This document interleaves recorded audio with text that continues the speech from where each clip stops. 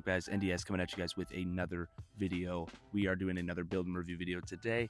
I have two different polybags, two recently released polybags. We have the Razor Crest, which is set number 30728, and we have Spider-Man versus Anti-Venom. This is set number 30725. Very excited to get into this one. Two very cool polybags that, like I said, were recently released. Let's get right into it right now. And we will be looking at and building the Razor Crest first. Just watched the Mandalorian and Grogu movie a week or two ago, and I thought it was pretty darn good. No minifigures in this one. Obviously, it is just the ship at the scale that it is. I think it looks pretty good, so let's get right into it.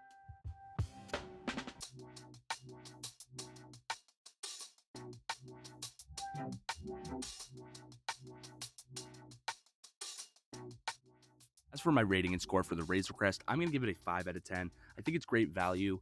It's accurate given its piece count, but just overall it's a boring build. You can't really do too much with this. If you're a big fan of the Razor Crest or the movie, definitely get it. Absolutely recommend, but otherwise you can pass on this one probably. And we have completed the build. I think it looks pretty cool given the piece count. I think it's pretty accurate looking as well. It does look like a Razor Crest. I will say it was a little bit of a boring build given obviously no minifigure and it's just a lot of gray pieces. There wasn't really too much to go off of. I still think it looks pretty cool though, and I think it could be used in a mock or in a Lego city of some kind. And for the set that I'm a little bit more excited for, this is 30725, and this is Spider-Man versus Anti-Venom Heist. This is an awesome set with great value. You obviously get a minifigure or two if you count the Anti-Venom figure with this one. I think they both look really cool. And yeah, this could be easily added to any Lego city, or if you have some modulars, I think it would look really cool with those. And yeah, it's always nice to get another Spider-Man figure, one of my favorite superheroes, so I will always take another Spider-Man minifig. And taking a look at the Spider-Man figure, it's not the best one that we've ever gotten. Obviously it wouldn't be given that it is in a poly bag.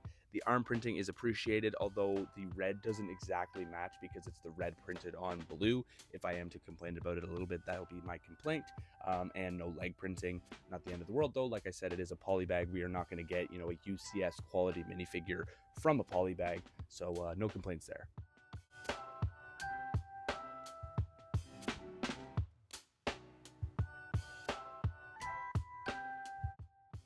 And for my rating for the Spider-Man Heist, I would give it an 8 out of 10. I think it's amazing value. $5, you get the two figs and the little set. This could be added to any module or Lego city. You could just have it on the side of a building and it makes sense and it looks cool. And I think the minifigures are great. And here is the final build. The play function of the ATM being able to open, you can actually remove money out of that, is really cool. And like I said, I think the minifigures are pretty cool for this one. If you do count the Anti-Venom figure as well, it's an interesting look and it's an interesting body piece for a figure. I haven't seen that in any other sets, but it's probably from Lego Dreams or some other sets like that. And yeah, I think it looks really cool overall. Big fan. And that's going to be it for today's video. Hopefully you guys enjoyed. I hope that you are able to find these polybags out in the wild out there. They weren't too hard to find for me, and I usually have a hard time finding most new releases. And yeah, if you do find them, I would definitely recommend picking them up. It's not too much money for them, and you get pretty good sets per the value, especially with the Spider-Man one. With the minifigures, that's always an added bonus, so definitely pick that one up if you see it, and if you want it, of course. And I got a lot of new stuff coming out very soon, so stay tuned for that, and I will see you guys in the next video. Peace.